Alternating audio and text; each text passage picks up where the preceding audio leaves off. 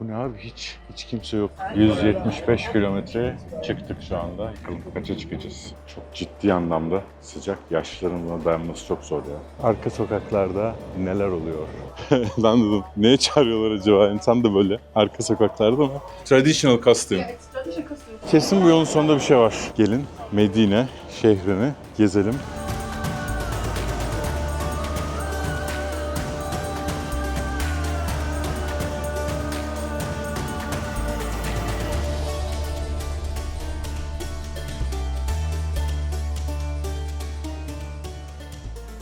Arkadaşlar herkese selamlar, günaydın. Gerçekten şu anda bir fırının içinde gibiyim. İnanılmaz bir sıcaklık var. Ama şahane, çok güzel bir tren istasyonuna geldim. Ve o girişi sizinle beraber yapmak istiyorum.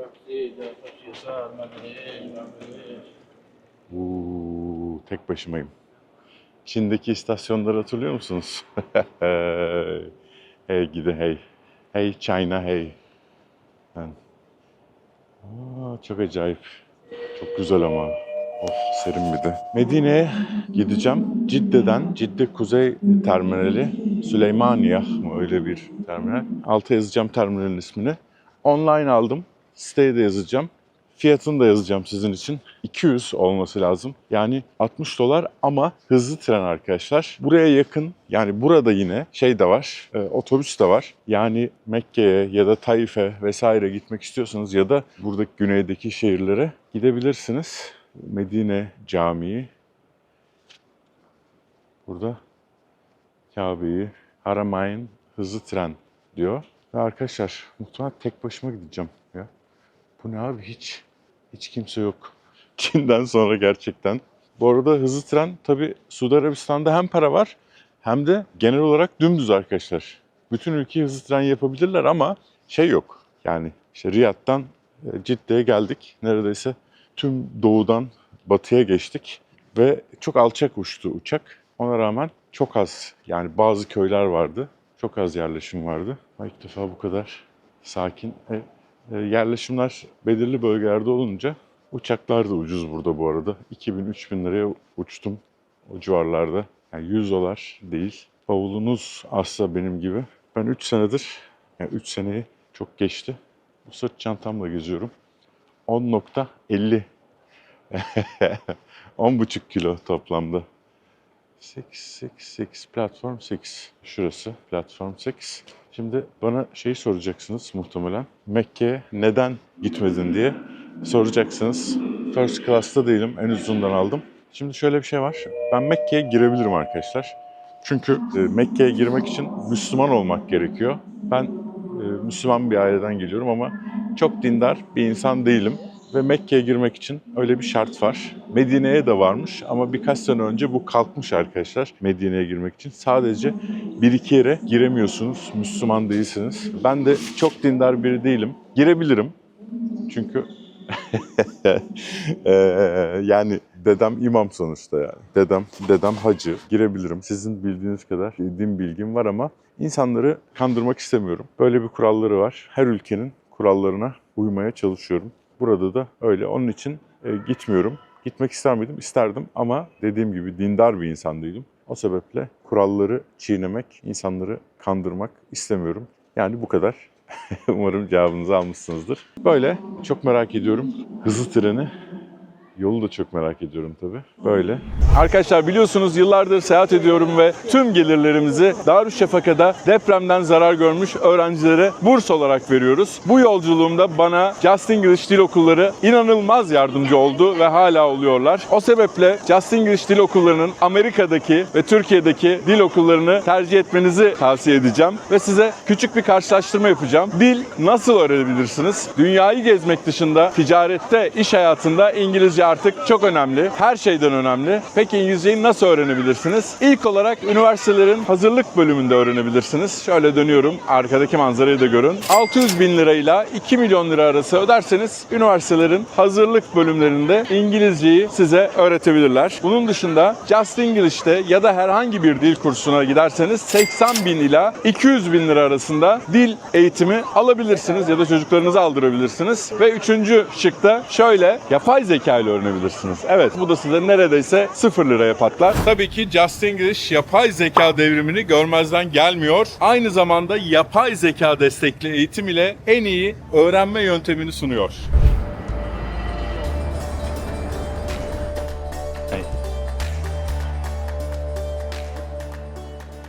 Arkadaşlar şu fanlara bakın. Ne kadar enteresan. İlk defa böyle bir şey görüyorum. Makineleri serin tutuyor herhalde ya. Vallahi patlar.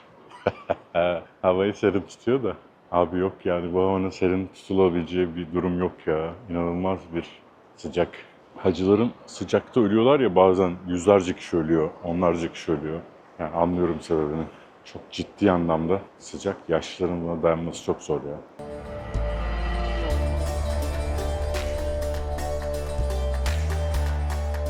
Bu galiba.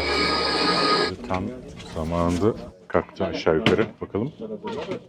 52. Vallahi tam zamanında kalkmış. Yani en az Çinliler ve Japonlar kadar dakik çok hızlı gidecek. Yani Mekke, Cidde ve Medine arasında gidiyor bu. Biz direkt olarak Cidde'den çıktık Medine'ye. I'm vlogging this. Okay, no, so you want to sit here? No, no, it's okay. No, No sit problem. here. No, no, no. Oh, It's okay. Sağ olsun Hintli ya da Pakistanlı arkadaş. Sen vlog çekiyorsun. Buraya otur dedi. İnsanlar düşünceli. Şimdi Mekke, Cidde, Medine arasındaki hızlı trenle gidiyoruz. Bakalım hızlı tren uzmanı olarak Türkiye'deki. Çünkü tüm Çin'i hızlı trenle dolaştım. Japonya'dan vesaire, İtalya'dan, Fransa'dan da tecrübem var ama ya Çin bu konuda bir numara. Japonya da çok iyi tabii. Endonezya'da da var. Onlar Japonların eski hızlı trenini almışlar. Bizdekine ben pek hızlı demiyorum. Hızlandırılmış tren olabilir. Bakalım kaç kilometreye çıkacak. Yani çünkü burada düz biliyorsunuz yollar. Laos'taki hızlı treni çekmiştim. İnanılmaz, onu izleyin merakınız varsa. Çinler tabii ki yapmış. Yani Çin, Tayland'a bir şekilde yolunu yapmış ve bütün Laos dağlık bir ülke. Düşünün, dünyanın en çok bombalanan ülkesi Vietnam Savaşı sırasında. Çünkü Amerika asker indiremiyor. Bu kadar dağlık, her yer dağ ve Çin en kuzeyden en güneye ülkeyi tünel halinde delmiş ya, inanılmaz. O bölümü izleyebilirsiniz. Evet, şimdi Cidde'nin dışına doğru çıkıyoruz. Çok kısa sürecek yolculuk. Bakalım Cidde Medine arası kaç kilometre? Cidde Medine arası 420 kilometreymiş arkadaşlar ve çok hızlı. Yani Çin kadar hızlı değil tabii de, tam olarak 1 saat 48 dakika arkadaşlar sürüyor. Çok iyi. 420 kilometre 1 saat 48. Çin kadar iyi değil ama yani bayağı iyi. Yani çok lüks değil. Zaten ben ucuz olanı aldım. 60 dolar falan civarı olması lazım. Bu arada şort giyiyorum. Sıkıntı yok. Hiçbir yerde yok. Anekdot anlatayım. Ben buraya gelmeden önce Twitter'dan yazıştım. Burada Dammam diye bir şehir var. En doğuda. Bir genç çocuk yazdı bana. Abi dedi, sınırda dedi, girerken dedi, yani havalimanında şort yoksa laf edebiliyorlar dedi. Laf ediyorlar dedi. Hani uzun gibi. Ben bütün seyahatim boyunca şort giydim. Sadece ve sadece gece hayatı videosunu çektiğim videoda uzun pantolon giydim. Çünkü şort almayacaklarını düşünüyordum ama benim gördüğüm tüm şortlar oradaydı. Yani bir giysi şeyi yokmuş ama olanlar var.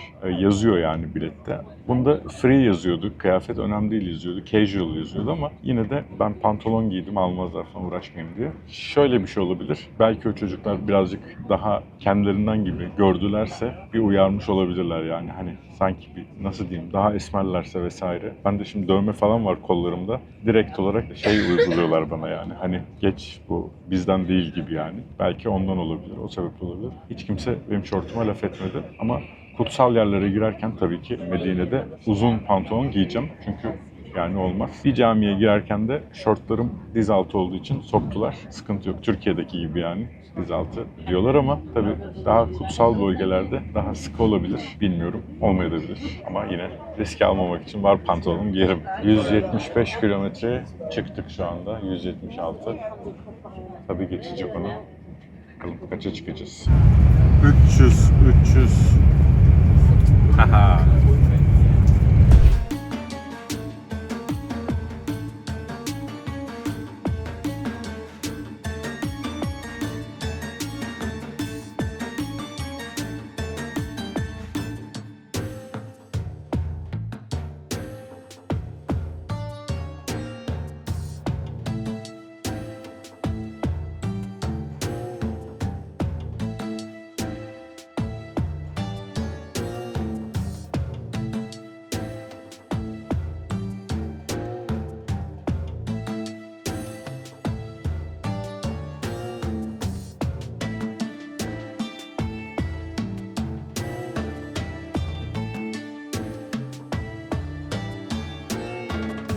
Evet, tam zamanında Medine'ye geldik. Burasının da tren istasyonu çok güzel. Benim otelim birazcık şehir merkezinin dışında ama sanıyorum yani haritadan baktığım kadarıyla küçük bir şehir. Hızlı trenler bunlar.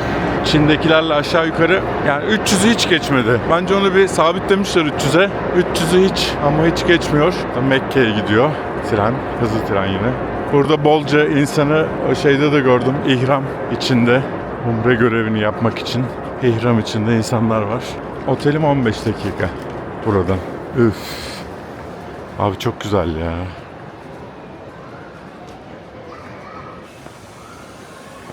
Harika. Karim diye bir app kullanıyorum. Yani genel olarak 20-30 dakika 5-6 dolar. Birazcık pahalı. Başka birisini bırakıyor. Şu anda 6-7 dolar herhalde otelime götürecek. 15 dakika mesafe otelim. 3 dakika sonra burada olacak diyor. Karim. Reklam değildir. Sadece size gösteriyorum. Kolaylık olsun. Türkiye'de bu tarz app'ler yoktu ben oradayken ama büyük kolaylık ya. Çünkü yani taksiciler şu anda mesela 7-8 dolar herhalde. 100'den açıyorlar arkadaşlar, öyle diyeyim yani. Plakasını buradan görüyorsunuz. Bak beyaz Toyota Camry diyor. Abdülaziz Ayfan ismi adamın. Allah dur. 9.29. Bakın nasıl şeye kaçtığımı size göstereyim ya. Görüyor musunuz? Şeyi. O kadar sıcak ki 09.29. O kadar sıcak ki şeye kaçtım ya. Bu konfor Çin'deki gibi değil. Zor yani. Bu da değil. Genelde kötü arabalar geliyor ama böyle Jeep falan geldiği de oluyor. Ben biraz hızlı olanı tercih ettim bu sefer. 1 dolar daha ucuza gidebilirdim. Daha beklesem. Ha 9.29. Ha orayı bırakıyor. 09.29 diyor ama 0 yok. Neyse. Böyle bir cami var ve bu da Medine tren istasyonunun dıştan görüntüsü. Başka birisini buraya bırakıp beni alacak. İşler güzel. Başka birilerini. Benden öncekilerin inmesi 1 saat sürdü ya. Yaklaşık yarım ton eşya taşıyorlar. Koruma almışlar herhalde. Otelime kavuşuyoruz. Yoruldum ya. Dağlar çok güzel. Cebel. Yes. Badır. Medine. اي هذا بدا Badır. Your name? What's your name? عبد العزيز Abdülaziz. Sultan Abdülaziz. هاي سناب شات ها؟ سناب شات معلوم Sinam? هذا No, Snapchat no. هي سناب No. شات I don't know Snapchat. Snapchat yok. Dünyada çok kullanılıyor ama Snapchat. Çok sorun oluyor ya. I don't use Snapchat. Instagram. Yes. Çok güzel. Kayalar. Ne güzel ya. Cebel Dağ demek arkadaşlar. Ve şu anda Medine. شوف هنا ناس Ha? هنا كويس تبغى اشوف Anlamadım valla. ها Anlamadım. Medine Dağın. Ha yes. Çok güzel diyor. Name? الرماة نيم جبل رماة Uhud. Uhud tepesi. Cehaletime verin vallahi. Cebel رماة yazar mısın? Anlamadım ki. Evet arkadaşlar, kutsal mekanlardan bir tanesi. Bir tepe ama ne tepesi? Ha, okçuların terk ettiği tepe. Archers, okçular diyor. Yes, okçular. Fighting, okçular run away. Okçuların terk ettiği tepe Uhud Savaşı'nda. Okay, moment. Bak, çocuk çok tatlı ya. Bak. The hill the archers left, right? In the war, no. In the war, the archers left the hill. التلال رماة يسار صحيح في الحرب لا في العالم رماة يسار التل الأيسر. Yes. هذا رماة رسول محمد Yes, Resul Muhammed. إيه. Yes. In the Uhud war. Uhud. هذا جبل Burada. هذا كله Külli. Ha. Medine. لا نو No. جبل Ha, savaş. Dur bakalım ne diyecek. Ha, Uhud Dağı. Yes. Ha. Uhud Savaşı. And the archers. Yes, orada. Tamam. Orası okçuların terk ettiği tepe arkadaşlar. Tamam. Yes. Uhud Savaşı tüm burada yapılmış. Buralara geleceğiz zaten. I understand. Şükran, şükran. Okçuların terk ettiği tepeyi direkt gördük ya. Oraya ama özellikle gideceğim. Merak etmeyin. Şükran. Abdülaziz. What's up you have? Abdülaziz'le belki Bedir Savaşı'nın olduğu yere gideceğiz. Biraz araştıracağım.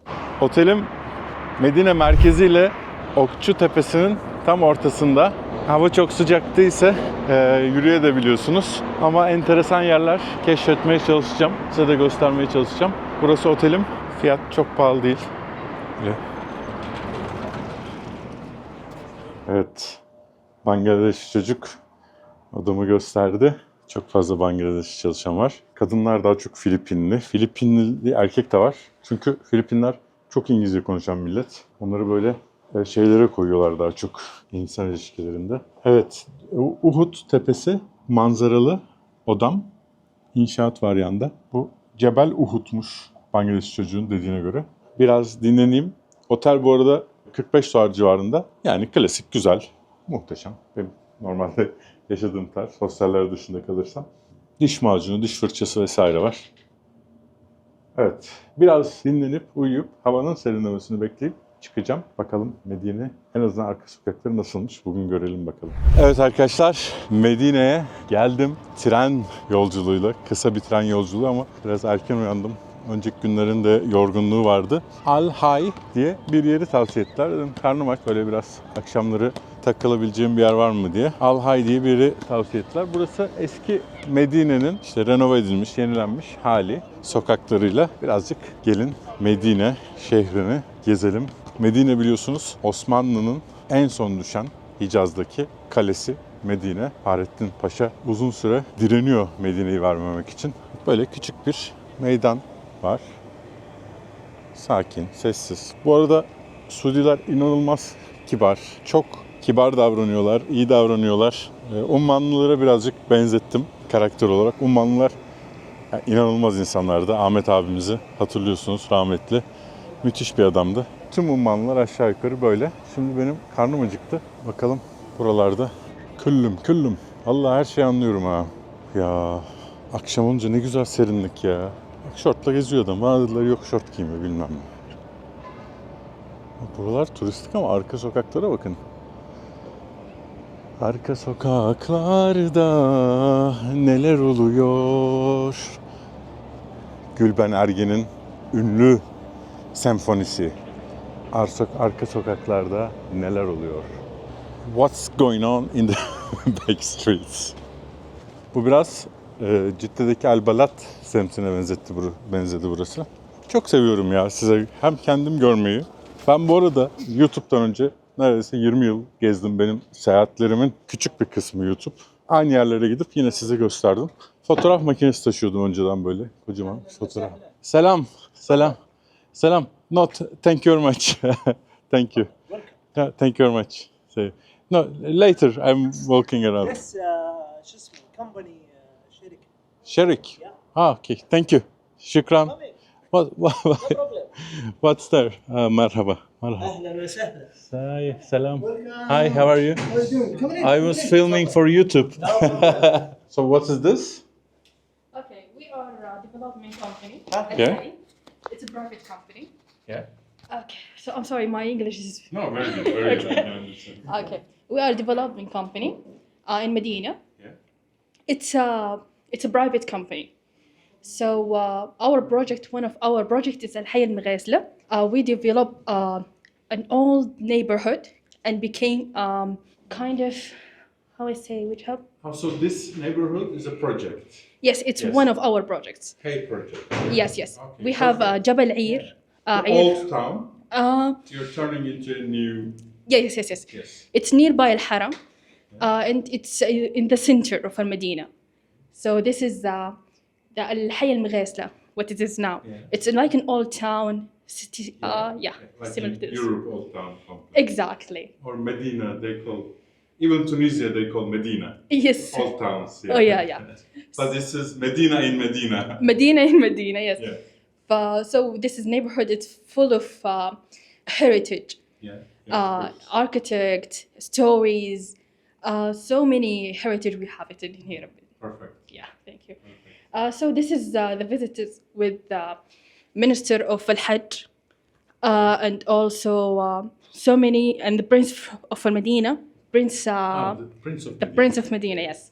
And also this is the, how to say, it's a very important moment for us. Yeah. Prince or Minister of and the government who's visit Al-Hayy.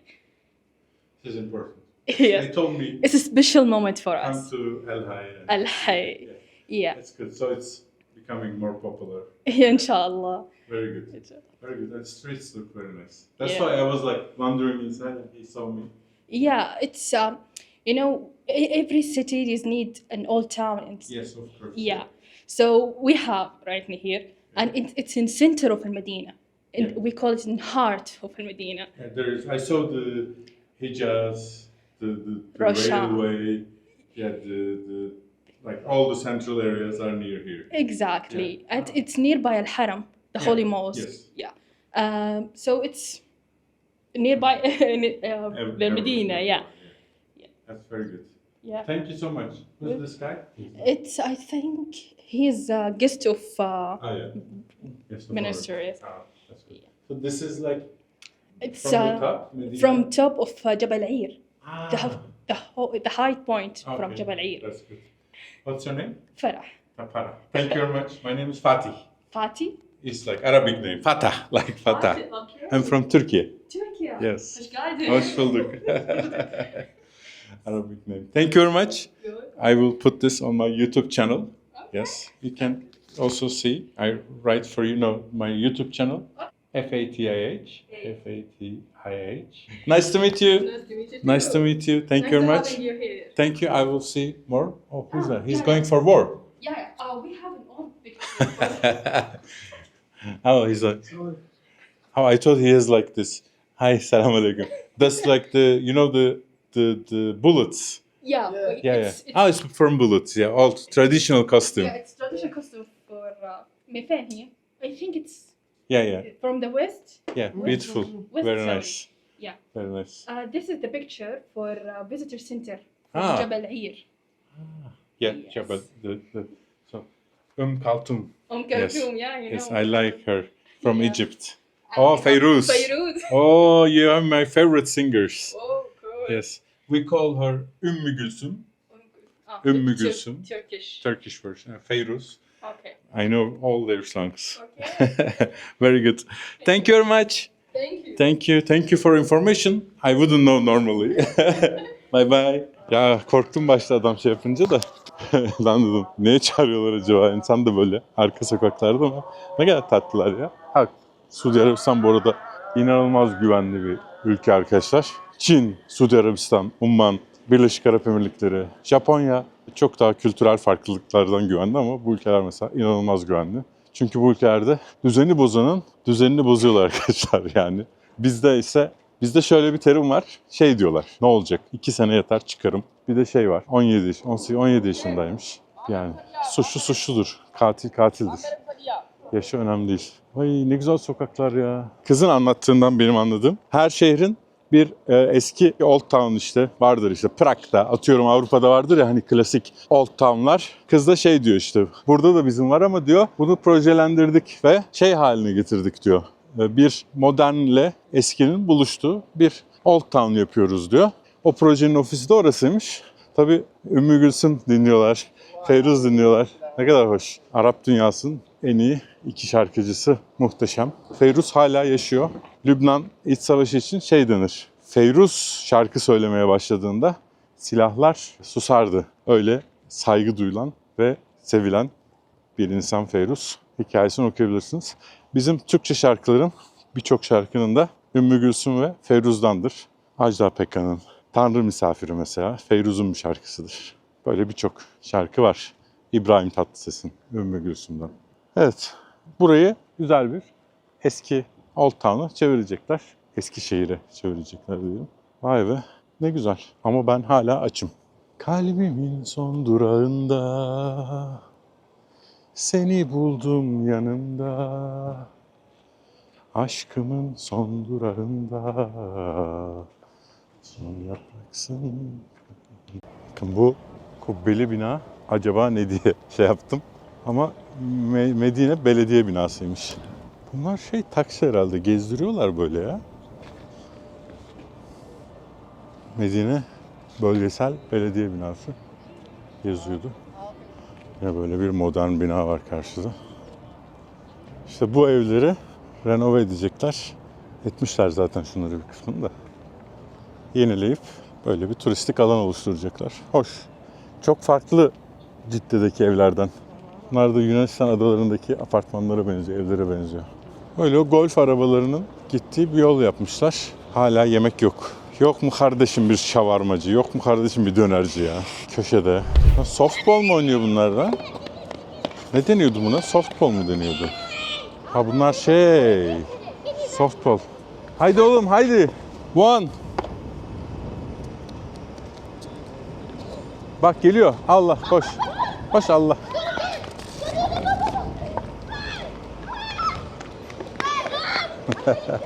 Softball oynuyorlar. Şu taraflarda bir dönerci yok mu ya?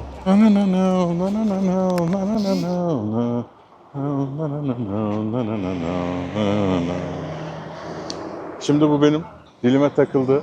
Sabaha kadar düşmez dilimden.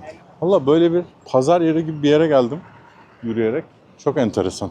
Kerpiçten yapılmış gibi böyle eski fenerler koymuşlar. Hurma yapraklarını asmışlar.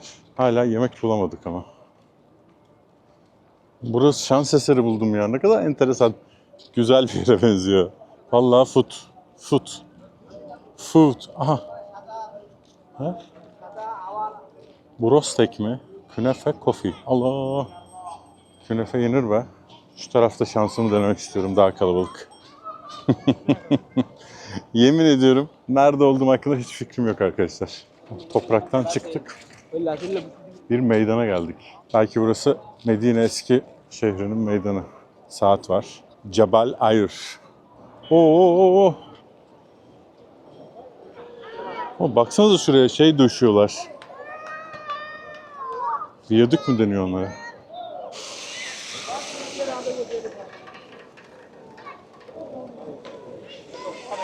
Altıncılar. Enteresan.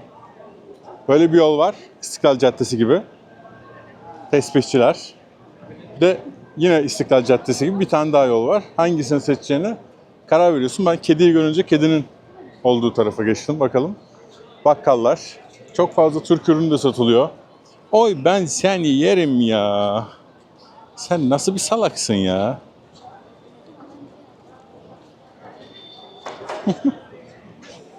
Hiç böyle bir yerle karşılaşacağımı tahmin etmiyordum.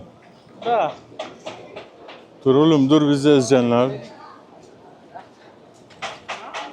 Aha. Ve yemek. Kuba. Kuba restoranı. Meyve sucuğunun şeyine bakın. Vitrin. Nereye gitsem ya? Kediyi takip ettik. Aç kaldık.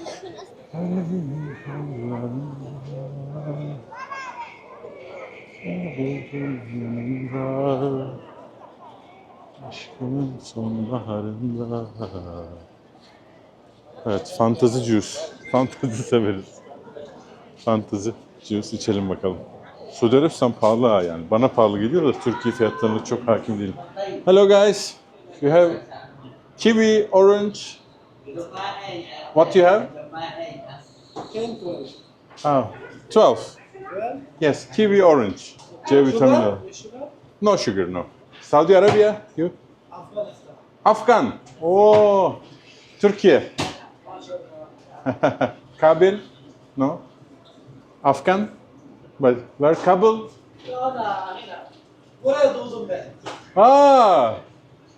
Afganistanlısın, burada doğdun. Türkçe nereden öğrendin? Diziler izliyorum. Helal olsun be. Very clever man. Maşallah. Abi şu dizilerden Türkçe nasıl öğreniyor? Türkçe çok basit bir dil değil ya. Vallahi bravo. En çok hangi diziyi seviyorsun? Şu an Eşref Tek. Eşref Tek. Evet. Vay be. You're from? Yemen. Yemenli misin? Oo, can I pay? Kart? Bu çalışmıyor. Ha, çalışmıyor mu? Ben vergi vermeyeceğim de. Hayır bak. Takılıyorum ya. Şaka yapıyorum ya.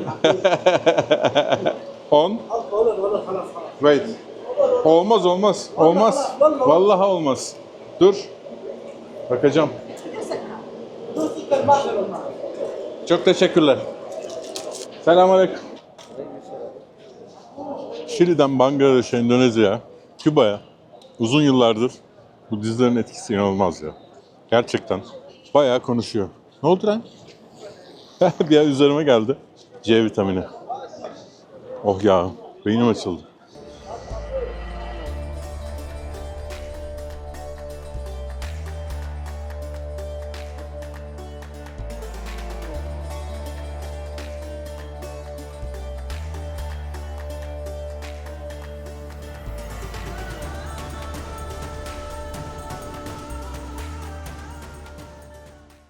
Hacı malzemeleri satıyor abi. Tesbihler, hacı yağı,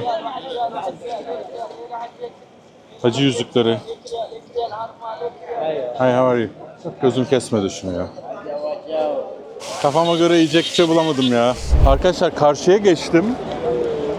Nasıl kalabalık ya? Nereden geliyor bu insanlar? O kadar kalabalık ki kesin bu yolun sonunda bir şey var. Burası daha modern taraf. Otobanın karşısına geçtim. Yol yapmışlar. Alttan geçiyorsunuz rahatça. Kuba yürüyüş yoluymuş burası. İnternette öyle yazıyor. Kuba Walkway yazıyor Google Maps'te. Şu ileride bir şeyler var gibi ya. Arkadaşlar benim saatlerce yürüdüğüm yol insanları takip ederek nereye çıkardı? İnanılmaz. Yemin ediyorum bilmeden çıktım. Başka gün burayı, yani ilk gün değil de başka gün gezdirecektim size. İslam'ın en kutsal yerlerinden bir tanesi. Gamama Camii, Al Gamama Camii ve Mescid-i Nebevi'nin yakınlarına geldik. Burayı size yine göstereceğim başka bir gün. Ama buraya kadar yürümüş oldum.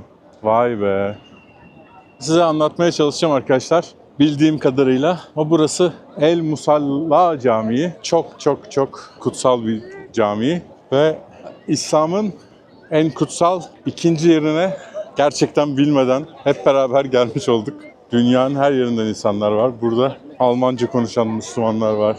Ve böyle bir meydanda dışarıdan çekeceğim. Mescid-i Nebevi, Peygamber Camii. Hazreti Muhammed'in kabri bu caminin içinde arkadaşlar. Az önce gösterdiğim El Musalla Camii de çok kutsal bir cami. Çünkü Hazreti Muhammed'in yağmur dualarını, toplu duaları ve bayram namazlarını kıldığı, yağmur dualarını yazdığı cami. Evet, kalabalığın sebebi buymuş. Tabii herkes o kilometrelerce alanda Kuba yolu dediğim yolda gidip alıp satım yapıyormuş. Evet. İslam'ın en kutsal yerine bugün hiç beklemiyordum kalabalığı ve yolu takip ederek bayağı yürüdüm ama ya. Düşünün, uzun da bir video oldu. Size bu alanı gelip tekrar anlatacağım uzun daha detaylı bir şekilde. Ama güzel oldu burada bitirmemiz. Önünde bir meydan var. Tarafta bir saat kulesi. Sanırım. Bir adam herhalde. Önemli bir adam. Herkes arkasından yürüyor adamın. Ve dev bir meydan var. Şurada. Her neyse ilk günden çok spoiler vermiş oldum. Diğer videoları izlemezseniz. Evet, buraya geleceğiz. Ve Medine ve etrafındaki birçok yeri genel olarak Suudi Arabistan'da gösterebildiğim kadar yeri size göstermeye çalışacağım. Şuradan da bir göstereyim. Ha, bu oteller. Otellere bakın. Bunun hepsi otel. Ve böyle. Kanala abone olmayı unutmuyorsunuz. Çünkü tüm gelirlerimizde depremden zarar görmüş öğrenciler için Darüşşafaka'da açılmış sınıflara burs veriyoruz. Katkınız olur. Yorum atmayı, beğeni atmayı, hype atabilirsiniz. Artık ne varsa arkadaşlarınızla, babanızla, küçük kardeşlerinizle paylaşabilirsiniz. Kendinize iyi bakın. Görüşürüz.